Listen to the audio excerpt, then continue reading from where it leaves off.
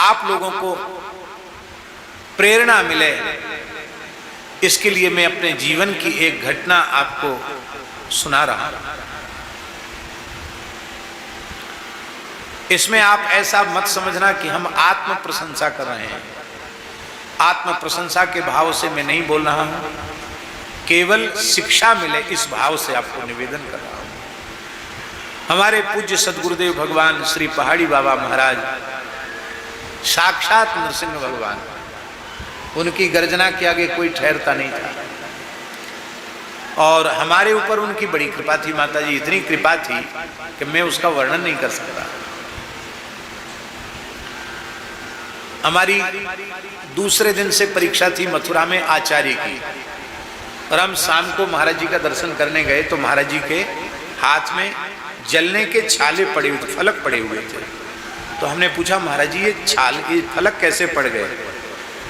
तो हंसने लगे, बोले हम तुम्हारे लिए बेसन के लड्डू बना रहे थे, उसमें घी डालते समय वो छिटक गया गरम घी, उससे फफूले आ गया। तो हमने कहा महाराज जी आप क्यों बना रहे थे?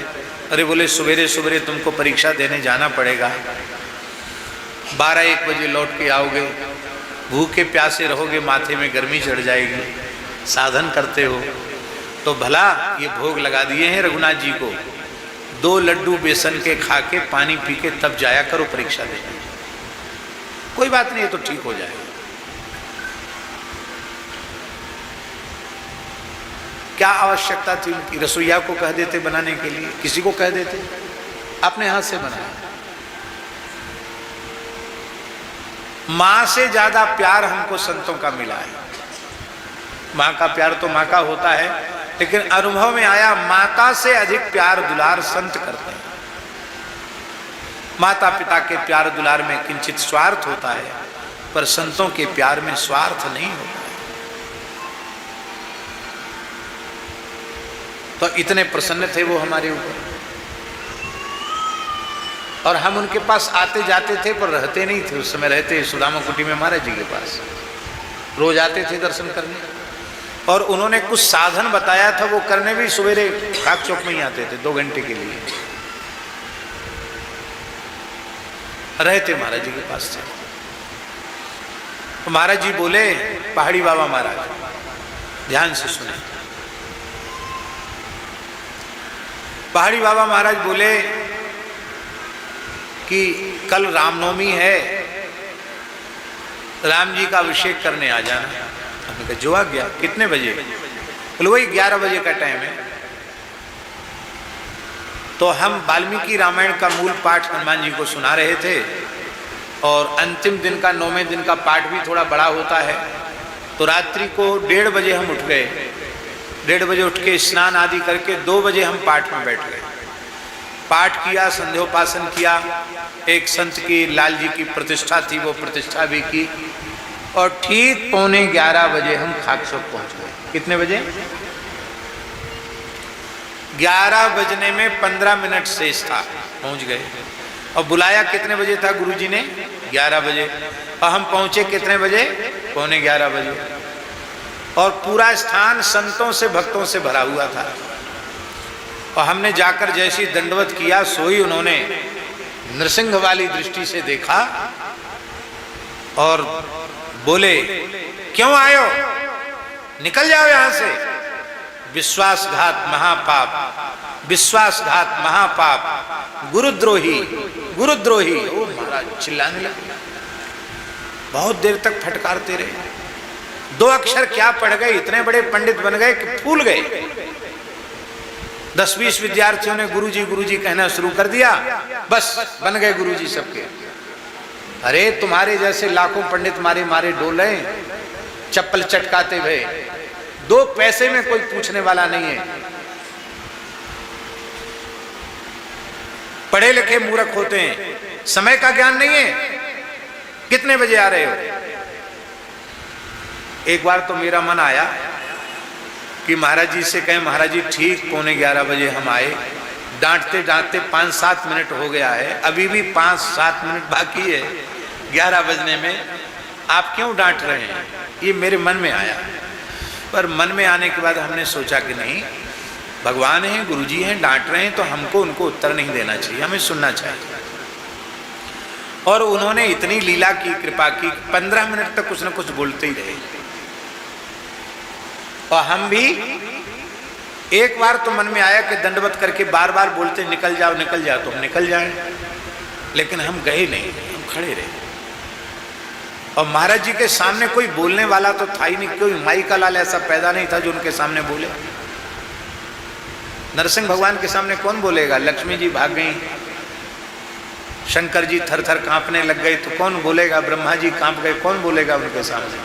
बोलने की किसी की हिम्मत नहीं थी उनके सामने।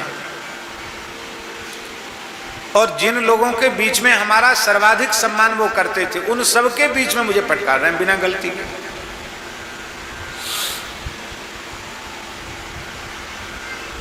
बोले हमें तुम्हारे जैसे पंडितों की जरूरत नहीं है,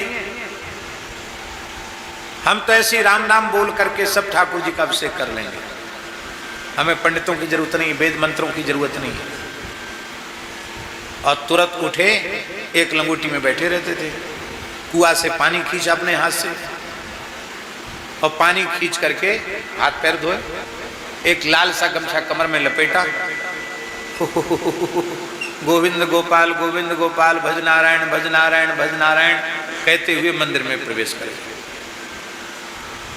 क्योंकि जिस समय महाराज जी मंदिर में गए उस समय भी 110-11 वर्ष की आयु होगी उनकी, लगभग 130 वर्ष की आयु में भगवत धाम गए, वहां योगी थे। तो मेरे मन में आया कि महाराज जी अकेले वृद्ध शरीर है, भीतर अभिषेक के लिए गए हैं, तो चलो डांट तो लिए ही है, बाहर खड़े खड़े थोड़ा मंत्र बोल देते, मना करेंगे तो नहीं बोलेंगे।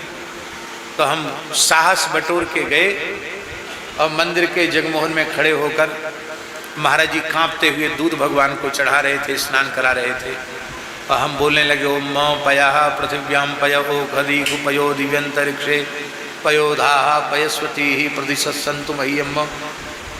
आवाज में जोर नहीं था, धीरे धीरे बोल रहे थे डर के मारे। तो उन्होंने पर्दे से देखा, एक खड़ा है बोल रहा है मंत्र, तो मुस्कुराए। मुस्कुराए तो मेरी आत्मा में बड़ी शांति मिली कि अरे महाराज जी प्रसन्न हो गए, नाराज नहीं है। मुस्कुरा के बोले ए बाहर क्यों खड़ा है, भीतर आ जा। भीतर चले गए। फिर बोले देखो मंत्र भी उच्चारण करो और सेवा स्वयं अपने हाथ से करो। अभिषेक के बाद बोले अब तुम भगवान को शुद्ध जल से स्नान करा के, सरयू जल यमुना जल से स्नान करा के, भगवान के श्रीअंग में इतर लगा के सुंदर पोशाक धारण कराओ, श्रृंगार करो, आरती करो। भला तुमको ये आरती करनी है जो आ गया। बाहर जाके बैठ गए, नीम के नीचे जाकर बैठ गए। लगभग 1 बजे आरती हुई, मध्याह्न में आरती हुई, प्रसाद बटा। सबसे पहले महाराज जी ने 1 कटोरा भर के, 1 बेला भर के पंचामृत हमको दिया, बोले भरपेट पी जाओ बहुत गर्मी है, और पंजीरी प्रसाद दिया। और भक्तों से कहा कि बहुत बड़े विद्वान हैं, पंडित हैं, अरे ऐसे वैसे नहीं है भैया, सत्कार करो, खाली प्रणाम मत करना। तो भेंट भी चढ़वाई। मैंने कहा महाराज जी क्या करेंगे? अरे बोले तुम पुस्तक खरीद लेना। एक बढ़िया रेशमी चला दिया। अब तो बंगाल की हालत बहुत खराब है। कौन सा बंगाल में, नाम भूल रहा हूँ, मुर्शिदाबाद। मुर्शिदाबाद का रेशम किसी जमाने में बहुत प्रसिद्ध था। तो मुर्शिदाबादी रेशम की एक बढ़िया धोती दी, शुद्ध रेशम की। बोले भला संध्योपासन जब करो तो अपरसी वस्त्र पहनना जो आ गया। अब हम अपने मन में सोचें कि आज डांटा भी खूब और दुलार भी खूब कर रहे हैं। इसके बाद लगभग 1:30 बजे के बाद हम 2 बजे के करीब पहुंच गए सुदामा कुटी में पूज्य गुरुदेव भक्तमाली जी के पास। सारी घटना हमने सुनाई। तो महाराज जी बोले पंडित जी गलती तुम्हारी है, भले ही उन्होंने 11 बजे कहा था, पर तुम्हें यह सोचना चाहिए कि रामनवमी की आरती 12 बजे की होती है। 11 बजे अभिषेक शुरू करेंगे तो 12 बजे आरती कैसे होगी?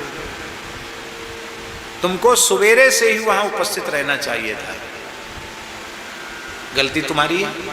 हमने कहा महाराज जी वाल्मीकि रामायण का पाठ करना था। बोले हनुमान जी भागे थोड़ी जा रहे थे कहीं, मंदिर में बैठे वो तो। अपराह्न काल में सुना देते। पर तुम्हारी भूल है, तुम्हारे प्रमाद के कारण गुरुदेव को क्रोध करना पड़ा, ये भूल तुम्हारी है। जाकर क्षमा मांग लेना। मैंने कहा जो आ गया।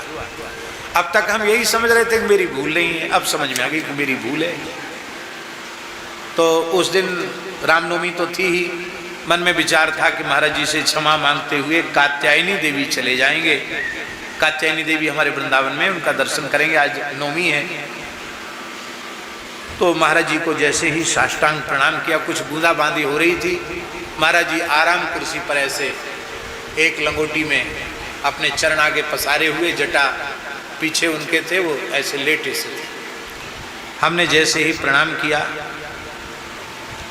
उठ के बैठ गए। कहो कैसे आए? क्योंकि हम तो शाम को जाते थे नियम से। कहो कैसे आए?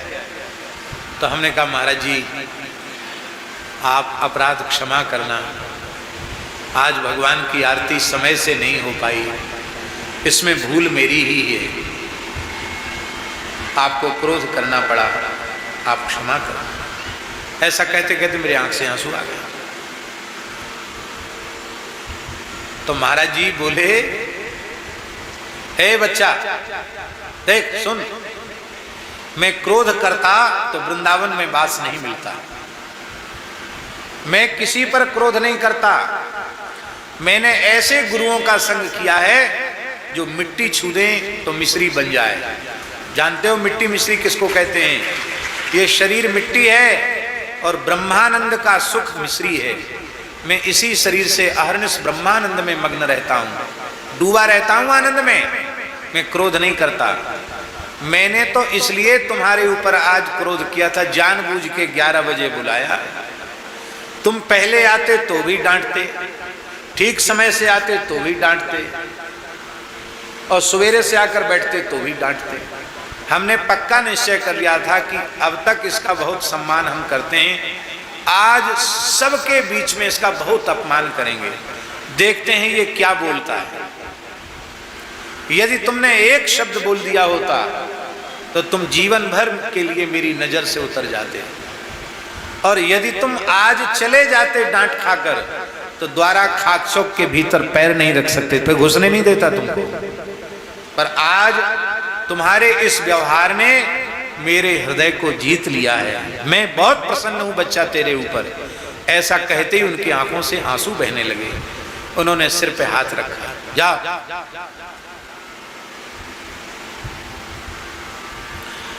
इस बात का हमको जीवन के अंतिम क्षण तक विस्मरण नहीं होगा।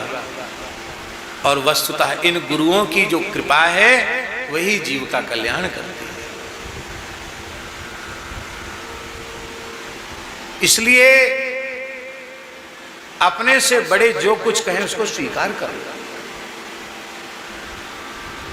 इस जन्म का अपराध नहीं, किसी जन्म का होगा, तुम्हारे प्रायश्चित से कट जाएगा। अथवा अपराध होने वाला है इसलिए उन्होंने सावधान कर दिया है, इस अपराध से बच जाओ। इसको कहते हैं कार्पण्य। क्या कहते हैं? कार्पण्य।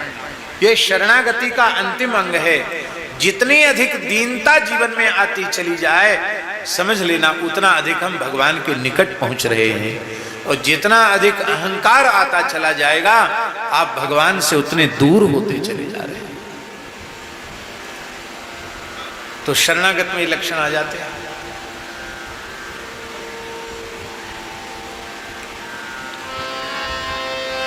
अच्छा, हनुमान जी ज्ञानिनाम अग्रगण्य में है कि नहीं? बुद्धिमताम वरिष्ठम है कि नहीं? बल बुद्धि विद्या और क्लेश और विकार सबको हरने वाले हैं कि नहीं?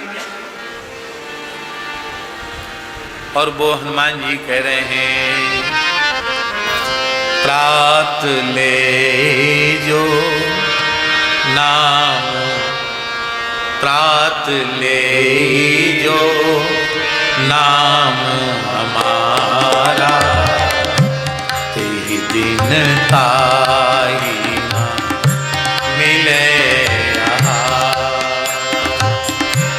प्रात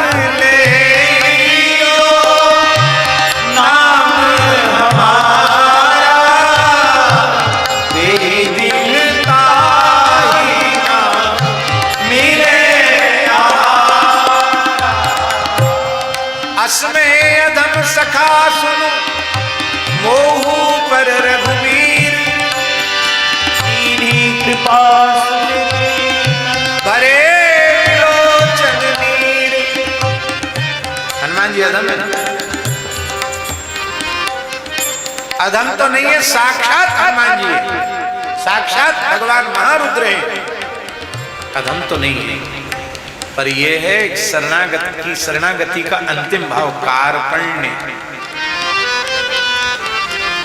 जिसकी शरणागति दृढ़ होगी उसमें कार्पण्य आएगा आएगा आएगा, इसमें संदेह नहीं।